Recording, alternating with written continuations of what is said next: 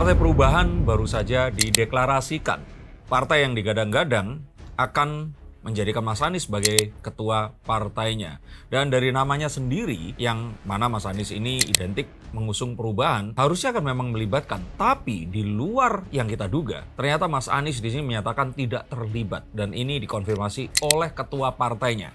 Yang akhirnya jadi ketua karena Mas Anies ini beberapa kali disurati itu belum membalas. Nah, apa yang sebenarnya terjadi? Betulkah ini besutan Anies Baswedan tapi Mas Anies ini masih di belakang layar? Atau Mas Anies memang dalam kondisi ketakutan karena kemarin Tom Lembong ini diproses dan masih ada di tahanan menanti bukti dikumpulkan. Apakah ini adalah strategi ataukah memang Mas Anies sedang ketakutan atau jangan-jangan Mas Anies di sini sedang bersiap untuk bergabung dengan partai yang sudah ada? Yuk kita akan lihat, dan saya sudah melihat menggunakan kartu-kartu saya.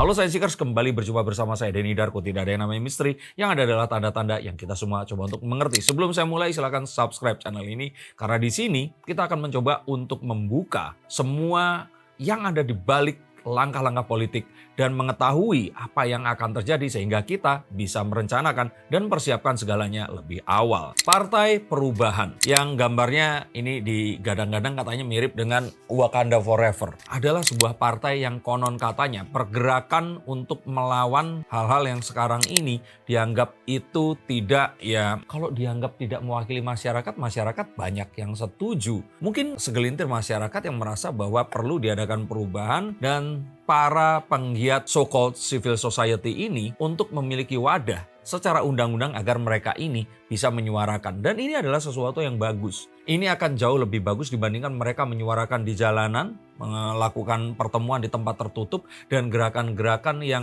misalkan seperti 212, 411 yang nggak ada wadahnya. Akan lebih baik seperti ini dan sekalian saja mencoba untuk menyampaikan aspirasi dengan cara yang memang dilindungi oleh undang-undang. Ini adalah gerakan murni swadaya masyarakat dan sepertinya memang tidak ada oligarki di sana. Dan ini satu hal yang saya angkat jempol.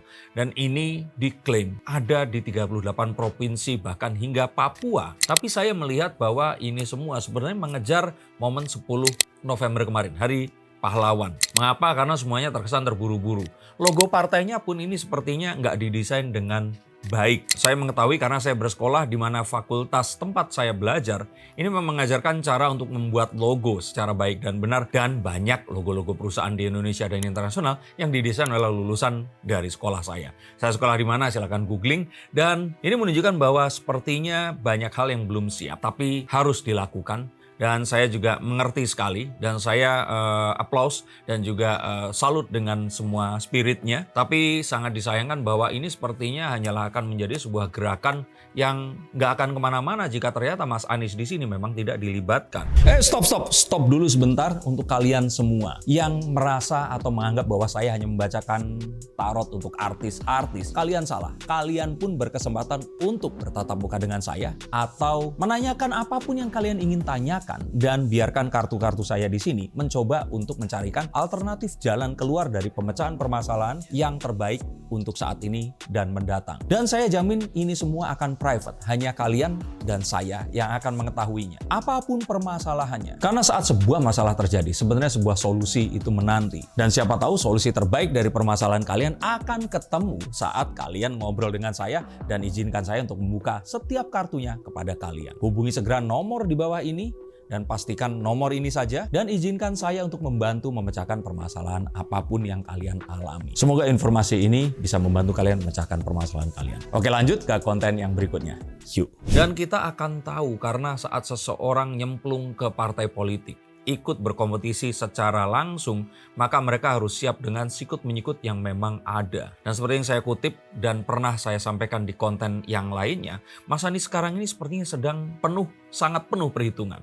Karena apa? Beliau tahu bahwa beliau jika tidak menjabat menjadi menteri, atau beliau tidak aktif untuk menyuarakan sesuatu atau membuat satu hal yang besar, maka namanya dipastikan akan karam. Dan 2029 dia tidak akan bisa ikut bersauh dalam perhelatan yang akan terjadi seperti 2023 dan 4 hari ini. Dan kita tahu bahwa semua langkah Mas Anies sepertinya ini memang sengaja dimatikan. Dan ini sah-sah saja dalam politik. Tapi saya pikir seharusnya Mas Anies mengetahui seperti yang disampaikan oleh, kalau nggak salah ini Bang Fahri Hamzah ya, di mana Mas Anies ini diminta untuk quotes on quotes yang merefleksi dirinya dan meminta seakan-akan untuk lebih mengetahui cara berpolitik di Indonesia itu harus seperti apa. Beliau menceritakan saat Mas Anies pernah diusung oleh Pak Prabowo dan terus kemudian Mas Anies di sini maju sebagai presiden, itu tidak ada pamit dari Gerindra dan tiba-tiba saja sudah mencalonkan diri untuk berhadapan-hadapan dengan orang yang membuat atau juga memodalinya dahulu. Sehingga meskipun perubahan atau apapun yang diusung,